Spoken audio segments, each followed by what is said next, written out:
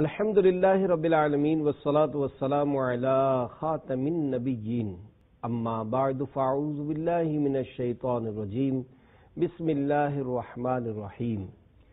شان حافظ ملت رحمت اللہ علیہ۔ دعائے عطار، یا اللہ پاک جو کوئی 17 صفحات کا رسالہ شان حافظ ملت رحمت اللہ علیہ پڑھ یا سن لے، اس کو اپنے نیک بندے حافظ ملت رحمت اللہ علیہ کی برکتیں عطا کر اور اس کی بے حساب بخشش فرما، آمین بجاہ النبی الامین صلی اللہ علیہ وآلہ وسلم۔ درود شریف کی فضیلت۔ اللہ پاک کے آخری نبی صلی اللہ علیہ وآلہ وسلم کا فرمان برکت نشان ہے، مجھ پر درود شریف پڑھ کر اپنی مجالس کو آراستہ کرو کہ تمہارا درود پاک پڑھنا بروز قیامت تمہارے لیے نور ہوگا۔ صلو علی الحبیب صلی اللہ علی محمد۔ پیر طریقت، رہبر شریعت، قائد قوم و ملت، مقتدائے اہل سنت، استاذ العلماء حضور حافظ ملت حضرت علامہ مولانا شاہ عبدالعزیز محدث مراد آبادی رحمت اللہ علیہ کا نام عبدالعزیز اور لقب حافظ ملت ہے، جبکہ سلسلہ نسب عبدالعزیز بن حافظ غلام نور بن مولانا عبدالرحیم رحمت اللہ علیہم ہے۔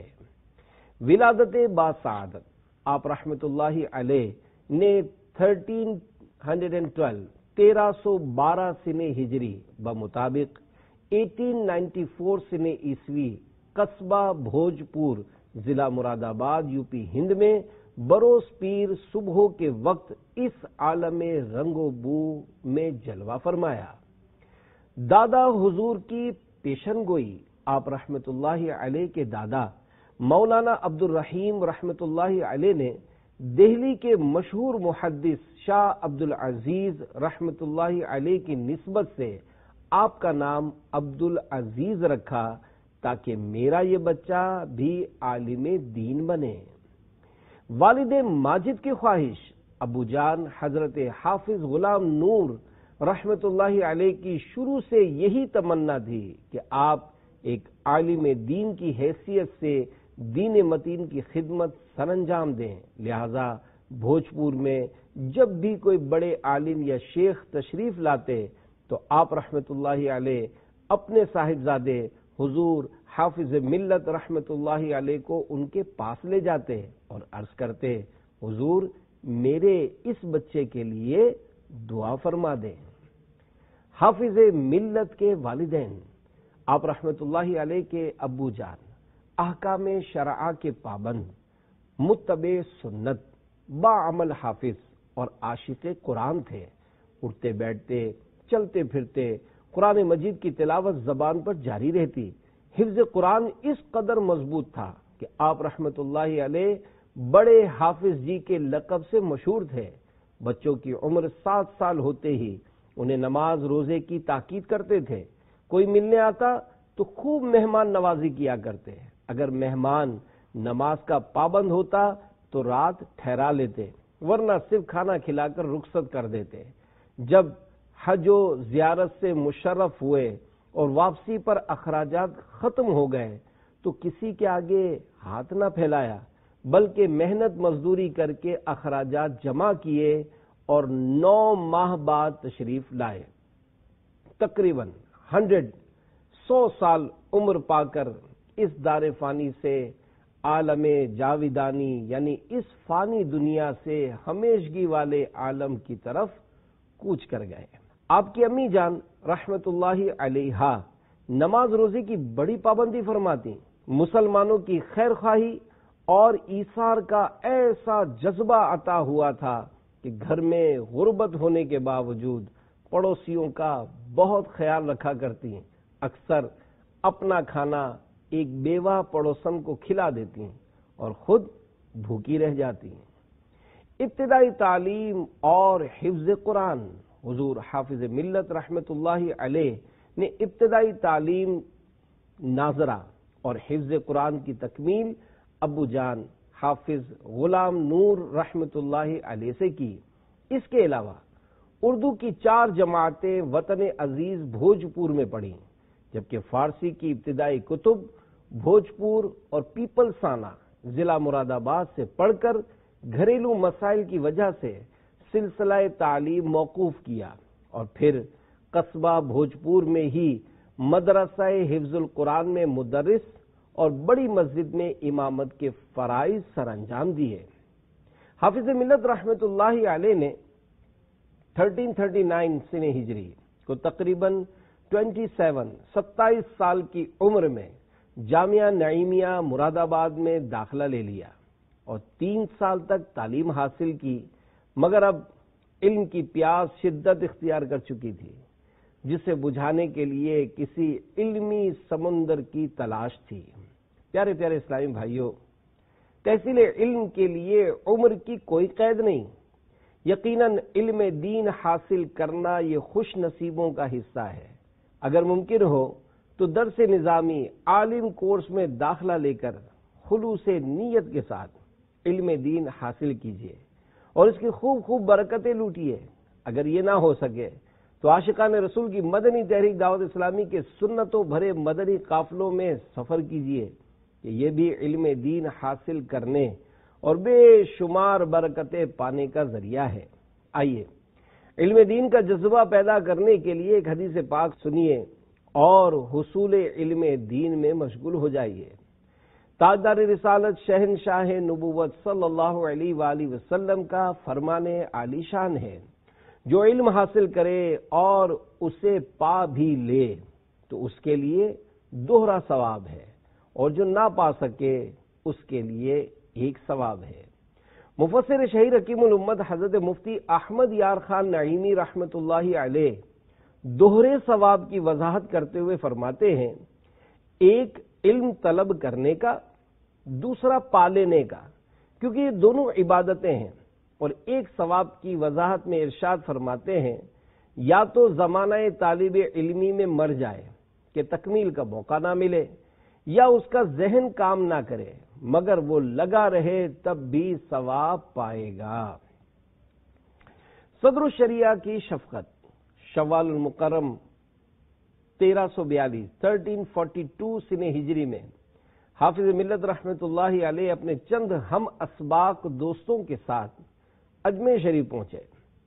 ان میں امام النحو حضرت علامہ غلام جیلانی میرٹھی رحمۃ اللہ علیہ بھی شامل تھے۔ چنانچہ صدر الشریعہ رحمۃ اللہ علیہ نے سب کو جامعہ معینیہ میں داخلہ دلوا دیا۔ تمام درسی کتابیں دیگر مدرسین پر تقسیم ہو گئیں، مگر حضرت صدر الشریعہ رحمۃ اللہ علیہ ازراہ شفقت اپنی مصروفیات سے فارغ ہو کر تہذیب اور اصول الشاشی کا درس دیا کرتے۔ علم منطق کی کتاب حمداللہ تک تعلیم حاصل کرنے کے بعد حافظ ملت رحمۃ اللہ علیہ نے معاشی پریشانی اور ذاتی مصروفیت کی وجہ سے مزید تعلیم جاری نہ رکھنے کا ارادہ کیا اور دورہ حدیث شریف پڑھنے کی خواہش ظاہر کی، تو حضرت صدر الشریعہ رحمۃ اللہ علیہ نے شفقت سے فرمایا، آسمان زمین بن سکتا ہے، پہاڑ اپنی جگہ سے ہل سکتا ہے، لیکن آپ کی ایک کتاب بھی رہ جائے ایسا ممکن نہیں۔ چنانچہ آپ نے اپنا ارادہ ملتوی کیا اور پوری دل جمعی کے ساتھ صدر الشریعہ رحمۃ اللہ علیہ کی خدمت میں رہ کر منازل علم طے کرتے رہے۔ بالآخر استاد محترم قبلہ صدر الشریعہ رحمۃ اللہ علیہ کی نگاہ فیض سے 1351 سنہ ہجری مطابق 1932 سنہ عیسوی میں دارالعلوم منظر اسلام بریلی شریف سے دورہ حدیث مکمل کیا اور دستار بندی ہوئی۔ مبارک پور میں آمد۔ آپ رحمت اللہ علیہ 29 شوال المکرم 1352 سنہ ہجری مطابق 14 جنوری 1934 سنہ عیسوی کو مبارک پور پہنچے اور مدرسہ اشرفیہ مصباح العلوم واقع محلہ پرانی بستی میں تدریسی خدمات میں مصروف ہو گئے۔ ابھی چند ماہ ہی گزرے تھے کہ آپ رحمت اللہ علیہ کے طرز تدریس اور علم و عمل کے چرچے عام ہو گئے اور تشنگان علم کا ایک سیلاب امنڈ آیا، جس کی وجہ سے مدرسے میں جگہ کم پڑنے لگی اور ایک بڑی درس گاہ کی ضرورت محسوس ہوئی۔ چنانچہ آپ رحمت اللہ علیہ نے اپنی جد و جہد سے 1353 سنہ عیسوی میں دنیا اسلام کی ایک عظیم درس گاہ دارالعلوم کی تعمیر کا آغاز گولہ بازار میں فرمایا، جس کا نام سلطان التارکین حضرت مخدوم سید اشرف جہانگیر سمنانی رحمت اللہ علیہ کی نسبت سے دارالعلوم اشرفیہ مصباح العلوم رکھا گیا۔ حضور حافظ ملت رحمت اللہ علیہ شوال 1361 سنہ ہجری میں کچھ مسائل کی بنا پر استعفیٰ دے کر جامعہ عربیہ ناگپور تشریف لے گئے۔ چونکہ آپ مالیات کی فراہمی اور تعلیمی امور میں بڑی مہارت رکھتے تھے، لہذا آپ کے دارالعلوم اشرفیہ سے چلے جانے کے بعد وہاں کی تعلیمی اور معاشی حالت انتہائی خستہ ہو گئی، تو حضرت صدر الشریعہ رحمت اللہ علیہ کے حکم خاص پر 1362 سنہ ہجری میں ناگپور سے استعفیٰ دے کر دوبارہ مبارک پور تشریف لے آئے اور تا دم حیات دارالعلوم اشرفیہ مبارک پور سے وابستہ رہ کر تدریسی و دینی خدمات کی انجام دہی میں مشغول رہے۔ حافظ ملت رحمت اللہ علیہ کی کوششوں سے مفتی اعظم ہند شہزادہ اعلی حضرت مفتی محمد مصطفیٰ رضا خان رحمت اللہ علیہ کے دست مبارک سے 1392 سنہ ہجری مطابق 1972 سنہ عیسوی میں مبارک پور میں وسیع قطع ارض یعنی زمین کے ایک بڑے حصے پر الجامعۃ الاشرفیہ عربی یونیورسٹی کا سنگ بنیاد رکھا گیا۔ استاد کا ادب۔ حافظ ملت رحمت اللہ علیہ حضور صدر الشریعہ رحمت اللہ علیہ کی بارگاہ میں ہمیشہ دو زانوں بیٹھا کرتے۔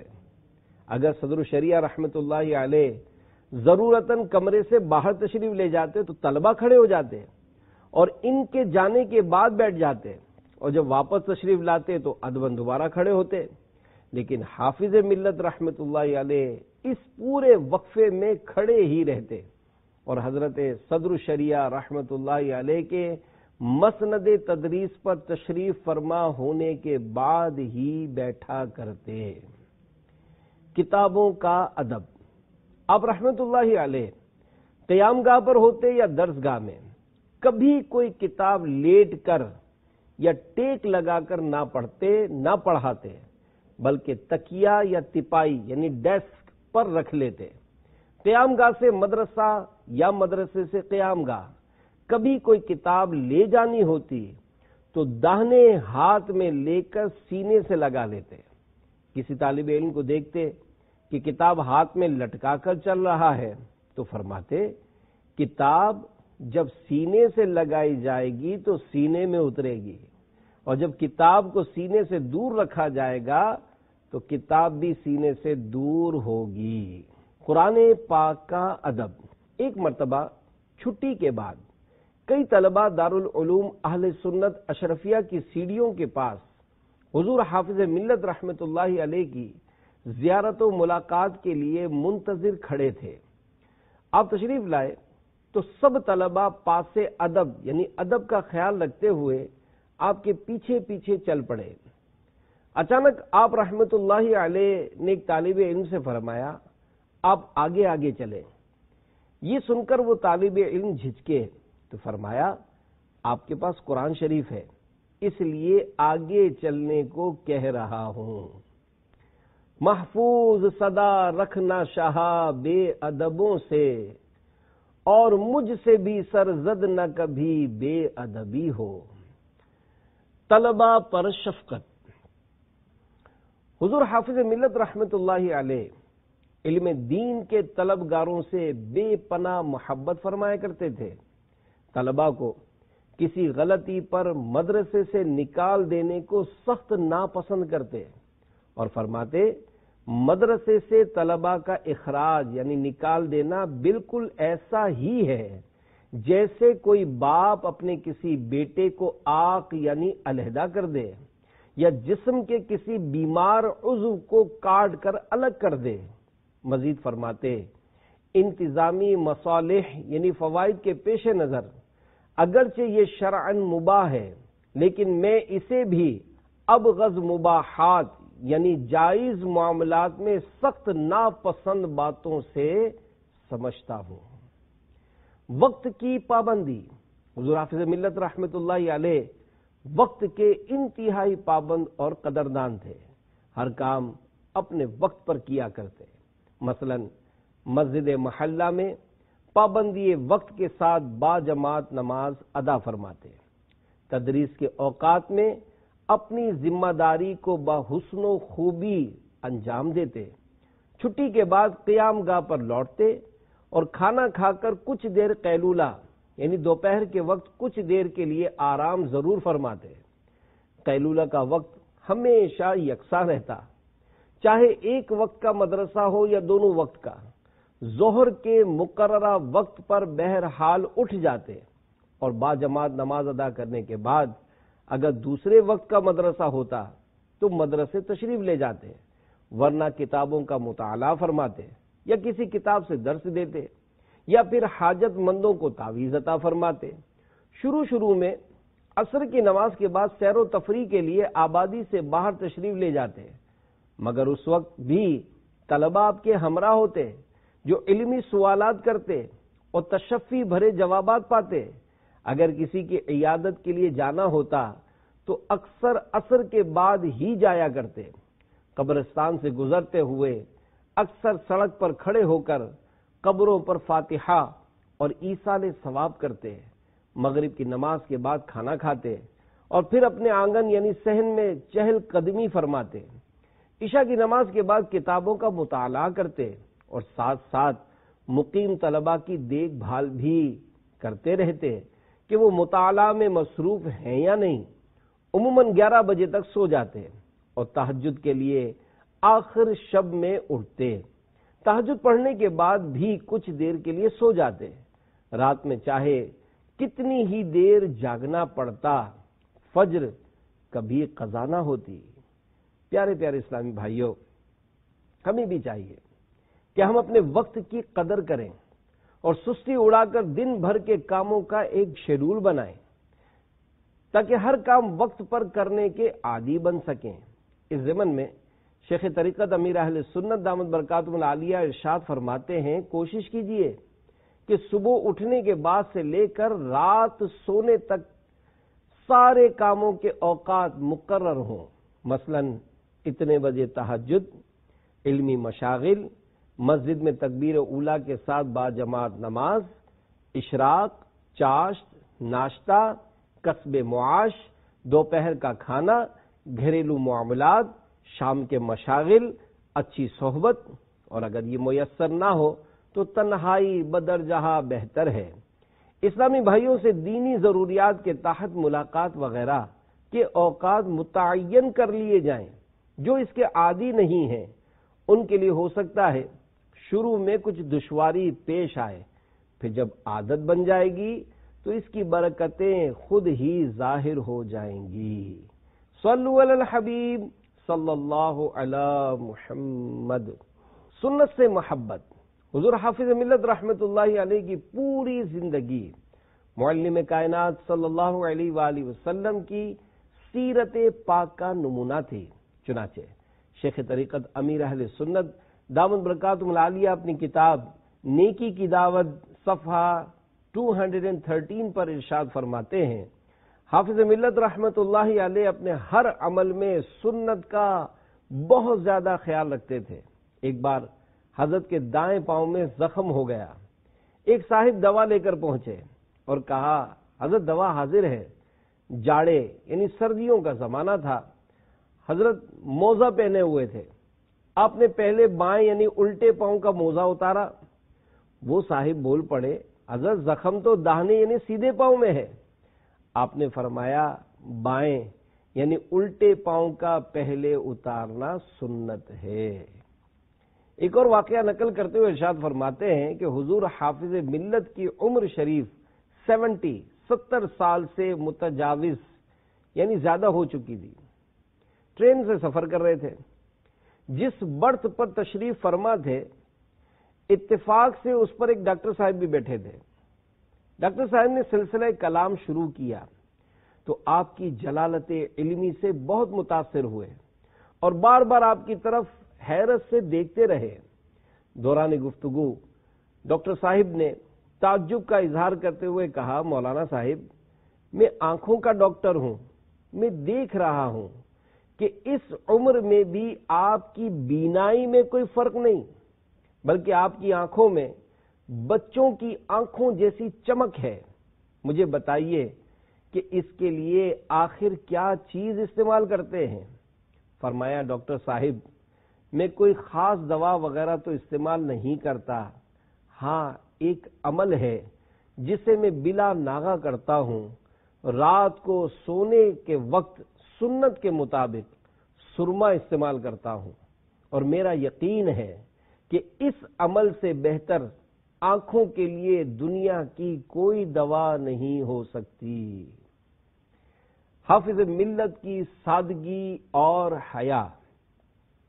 آپ رحمت اللہ علیہ کی زندگی نہایت سادہ اور پرسکون تھی کہ جو لباس زیب تن فرماتے وہ موٹا سوتی کپڑے کا ہوتا، کرتا کلی دار لمبا ہوتا، پاجامہ ٹخنوں سے اوپر ہوتا، سر مبارک پر ٹوپی ہوتی جس پر امامہ ہر موسم میں سجا ہوتا، شیروانی بھی زیب تن فرمایا کرتے، چلتے وقت ہاتھ میں عصا ہوتا، راستہ چلتے تو نگاہیں جھکا کر چلتے اور فرماتے میں لوگوں کے عیوب نہیں دیکھنا چاہتا.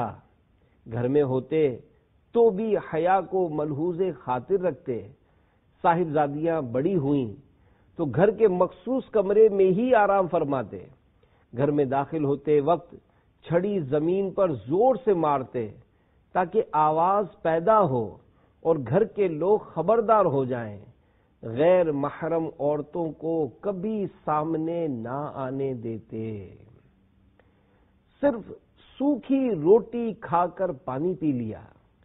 اندرون خانہ آپ رحمت اللہ علیہ کی سادگی اور قناعت کا یہ حال تھا کہ ایک بار آپ کی بڑی صاحبزادی نے رات کے کھانے میں آپ کے سامنے ڈلیا یعنی چھوٹی ٹوکری میں روٹی رکھی اور بعد میں دال کا پیالہ لا کر قریبی رکھ دیا. روشنی دور اور کم تھی لہذا آپ رحمت اللہ علیہ دال کو نہ دیکھ سکے، صرف سوکھی روٹی کھا کر پانی پی لیا. پھر کھانے کے بعد کی دعا پڑھنے لگے. صاحبزادی نے عرض کیا، ابا جان آپ نے دال نہیں کھائی؟ آپ نے تعجب سے پوچھا، اچھا دال بھی ہے؟ میں نے سمجھا آج صرف روٹی ہی ہے. سبحان اللہ، 100,000 آفرین حافظ ملت جیسی مبارک ہستیوں پر جنہوں نے رضا الہی کی خاطر دنیاوی عارضی لذتوں کو ٹھکرایا اور آرائش و آسائش کو چھوڑ کر سادگی و عاجزی اختیار کی. اللہ پاک ان پاکیزہ ہستیوں کے صدقے ہمیں بھی اعمال صالحہ پر استقامت اور ہر حال میں اپنی رضا پر راضی رہنے کی توفیق عطا فرمائے. ہمیشہ نگاہوں کو اپنی جھکا کر کروں خاشعانہ دعا یا الہی، میں مٹی کے سادہ سے برتن میں کھاؤں چٹائی کا ہو بسترا یا الہی. حضور حافظ ملت رحمت اللہ علیہ اس حدیث مبارکہ کی عملی تصویر تھے. آپ رحمت اللہ علیہ بچپن ہی سے فرائض و سنن کے پابند تھے اور جب سے بالغ ہوئے نماز تہجد شروع فرما دی جس پر تا حیات عمل رہا. صلاۃ الاوابین و دلائل الخیرات شریف وغیرہ بلا ناغہ پڑھتے، یہاں تک کہ آخری ایام میں دوسروں سے پڑھوا کر سنتے رہے. روزانہ صبح سورہ یاسین اور سورہ یوسف کی تلاوت کا التزام فرماتے، جبکہ جمعہ کے دن سورہ کہف کی تلاوت معمول میں شامل تھی. آپ فرمایا کرتے کہ عمل اتنا ہی کرو جتنا بلا ناغہ کر سکو. کفایت شعاری اور سخاوت. حافظ ملت رحمت اللہ علیہ اپنی ذات پر خرچ کرنے کے بجائے دوسروں پر خرچ کر کے خوشی محسوس کرتے تھے۔ آپ کی سیرت مبارکہ کا مطالعہ کرنے سے یہ حدیث پاک بے اختیار زبان پر آ جاتی ہے۔ لا يؤمن احدكم حتى يحب لاخيه ما يحب لنفسه، یعنی تم میں کامل ایمان والا وہ ہے جو اپنے بھائی کے لیے بھی وہی چیز پسند کرے جو اپنے لیے پسند کرتا ہے۔ جن پر حافظ ملت کا ابر کرم برسا، ان کا دائرہ بہت وسیع تھا۔ بعد وصال آپ کی ڈاک والی ایک پرانی گٹھڑی ملی جس میں ملک بھر سے آئے ہوئے خطوط تھے۔ ان میں متعدد سفید پوش علماء اور خدام دین کی ایسی تحریریں اور تشکر نامے یعنی شکریہ کے خطوط یعنی لیٹرز تھے جن کی حافظ ملت مدد فرمایا کرتے تھے۔ پیارے پیارے اسلامی بھائیوں، حضور حافظ ملت رحمت اللہ علیہ یقیناً ایک باعمل عالم دین تھے، مگر یہاں یہ بات یاد رکھیے کہ اگر کسی عالم کے مستحبات اور نوافل وغیرہ میں بظاہر کمی نظر آئے تو اس کا یہ مطلب نہیں ہے کہ وہ قابل تعظیم اور لائق خدمت نہیں۔ چنانچہ اعلی حضرت امام اہل سنت مولانا شاہ امام احمد رضا خان رحمت اللہ علیہ علماء کرام کی شان بیان کرتے ہوئے ارشاد فرماتے ہیں، قرآن عظیم نے ان سب کو انبیاء علیہم السلام کا وارث قرار دیا، حتیٰ کہ بے عمل یعنی فرائض و واجبات کی پابندی کریں مگر دیگر نیک کاموں مستحبات و نوافل میں سستی کریں، ایسے علماء کو بھی وارث قرار دیا جبکہ وہ صحیح عقائد رکھتے ہوں اور سیدھے راستے کی طرف بلاتے ہوں۔ یہ قید اس لیے ہے کہ جو عقائد میں صحیح نہیں وہ دوسروں کو غلط عقائد کی طرف لانے والا ہے، وہ خود گمراہ اور دوسروں کو گمراہ کرنے والا ہے۔ ایسا آدمی نبی علیہ السلام کا وارث نہیں، شیطان کا نائب ہوتا ہے۔ لہذا صرف صحیح عقائد والا اور اس کی طرف دوسروں کو بلانے والا انبیاء علیہ السلام کا وارث ہے، اگرچہ بے عمل ہو۔ سارے سنی عالموں سے تو بنا کر رکھ صدا، کر ادب ہر ایک کا، ہونا نہ تو ان سے جدا۔ مجھ کو اے عطار سنی عالموں سے پیار ہے، انشاءاللہ دو جہاں میں میرا بیڑا پار ہے۔ صلو علی الحبیب صلی اللہ علی محمد۔ بغیر پیٹرول کے گاڑی چل پڑی۔ ایک مرتبہ سفر سے واپسی پر گاڑی کا پیٹرول ختم ہو گیا۔ ڈرائیور نے عرض کی اب گاڑی آگے نہیں جا سکتی۔ یہ سن کر دیگر رفقا پریشان ہو گئے، مگر اس وقت بھی حافظ ملت رحمت اللہ علیہ نے پورے اعتماد انداز میں فرمایا لے چلو گاڑی چلے گی انشاءاللہ۔ یہ فرمان سنتے ہی ڈرائیور نے چابی گھمائی تو گاڑی چل پڑی اور ایسی چلی کہ راستے بھر کہیں نہ رکی، گرتی ہوئی چھت کو روک دیا۔ نیکی کی دعوت صفحہ 213 پر آپ رحمت اللہ علیہ کی ایک کرامت تحریر ہے۔ الجامعۃ الاشرفیہ کے بانی مبانی حافظ ملت حضرت علامہ شاہ عبد العزیز محدث مراد آبادی رحمت اللہ علیہ بڑے پائے کے بزرگ تھے۔ سوانح نگاروں نے آپ کی کئی کرامات بیان کی ہیں، ان میں ایک یہ بھی ہے۔ جامع مسجد مبارک شاہ پہلے مختصر تھی اور بوسیدہ بھی ہو گئی تھی۔ آبادی کی وسعت کے لحاظ سے مسجد کا وسیع ہونا بھی ضروری تھا۔ بہرحال پرانی مسجد شہید کر کے نئی بنیادیں بھری گئیں اور مسجد کی توسیع کا کام شروع ہوا۔ مبارک پور کے مسلمانوں نے بڑی دلچسپی اور لگن کے ساتھ اس تعمیر میں بھی حصہ لیا۔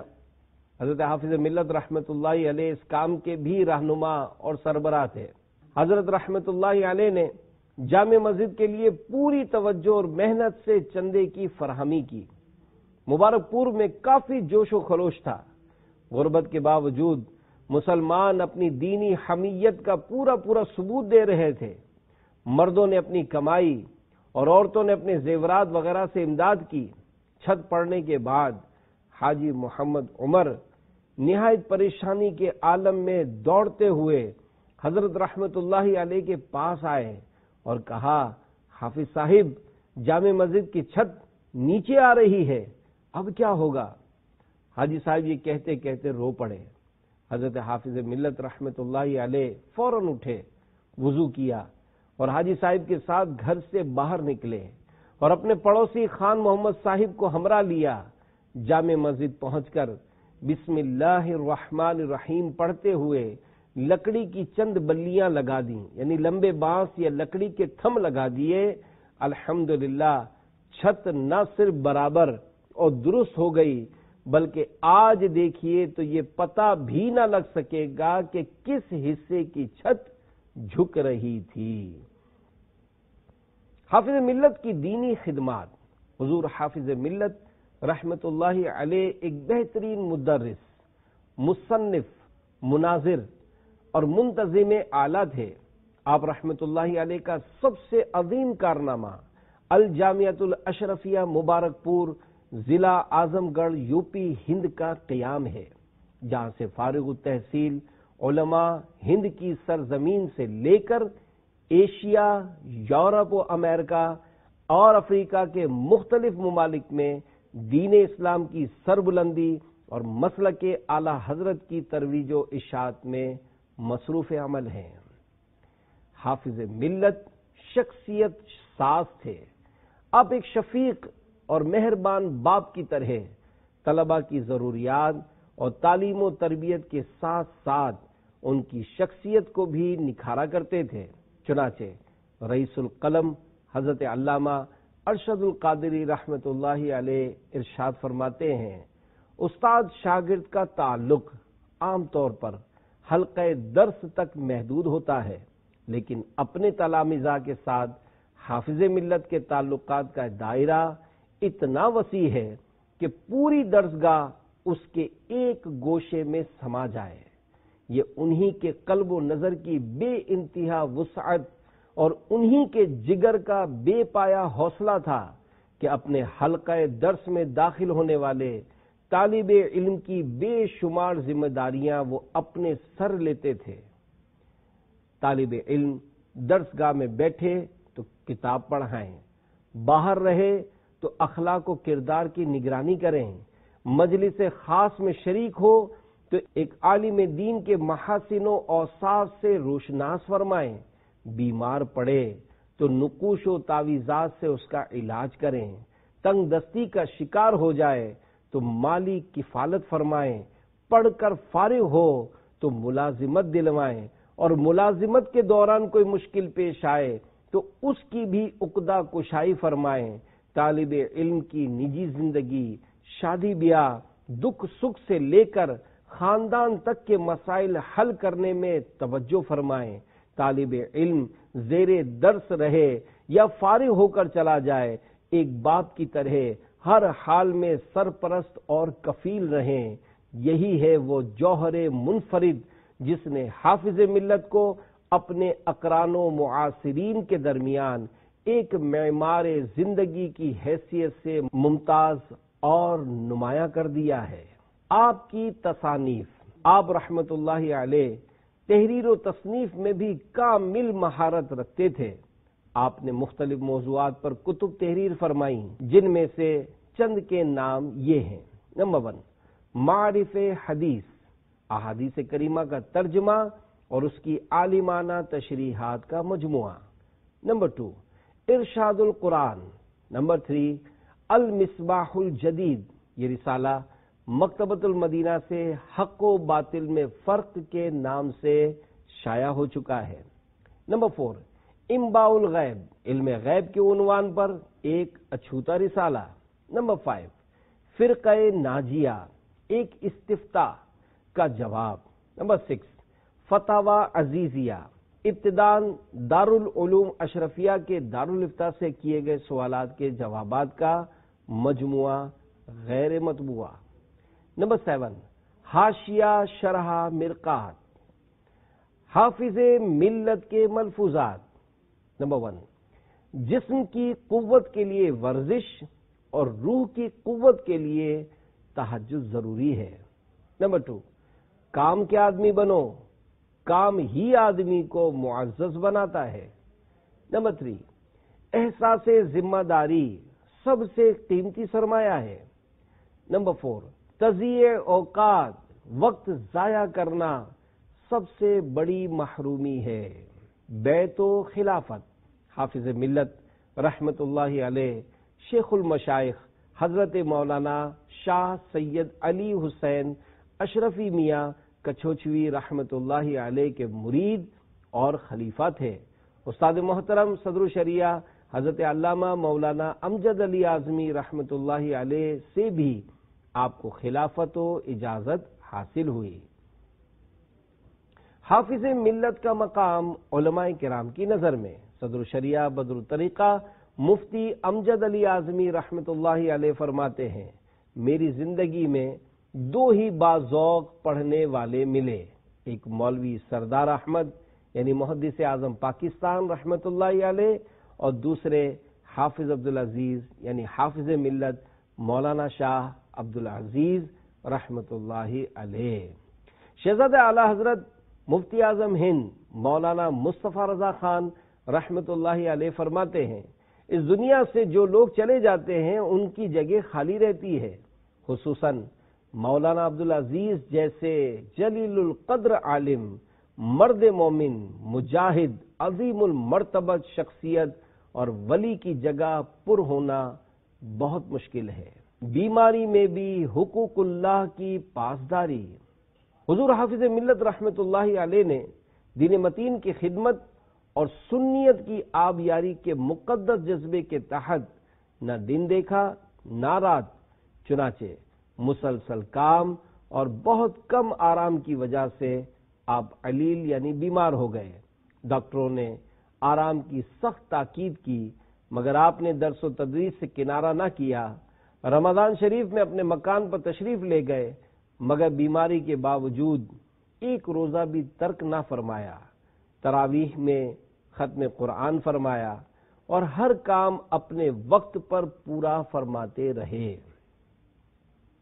وصال پرملال 31 مئی 31 مئی 1976 عیسوی تقریباً شام 4 بجے دیکھنے والوں کو یہ امید ہو چلی کہ اب آپ رحمت اللہ علیہ جلد ہی صحت یاب ہو جائیں گے، بلکہ رات 10 بجے تک بھی آپ کی طبیعت میں کافی حد تک سکون اور صحت یابی کے آثار دیکھے گئے، مگر خلاف امید آپ رحمت اللہ علیہ یکم جمادی الاخری 1396 سنہ ہجری بمطابق 31 مئی 1976 سنہ عیسوی رات 11:55 پر دائی اجل کو لبیک کہے یعنی انتقال کر گئے۔ انا للہ و انا الیہ راجعون۔ آپ کی آخری آرام گاہ الجامعۃ الاشرفیہ مبارک پور کے صحن میں قدیم دارالاقامہ کے مغربی جانب اور عزیز المساجد کے شمال میں واقع ہے۔ ہر سال اسی تاریخ وفات پر آپ کے عرس کا انعقاد بھی ہوتا ہے۔ اللہ پاک ہمیں ان مقدس ہستیوں کے نقش قدم پر چلنے کی توفیق عطا فرمائے۔ اللہ پاک کی ان پر رحمت ہو اور ان کے صدقے ہماری مغفرت ہو، آمین۔ نماز میں شفا ہے۔ حضرت سیدنا ابو ہریرہ رضی اللہ عنہ بیان کرتے ہیں کہ ایک بار میں نماز پڑھ کر سرکار نامدار صلی اللہ علیہ وآلہ وسلم کے پاس بیٹھ گیا۔ آپ نے فرمایا، کیا تجھے پیٹ میں درد ہے؟ عرض کی جی ہاں۔ فرمایا، اٹھو اور نماز پڑھو کیونکہ نماز میں شفا ہے۔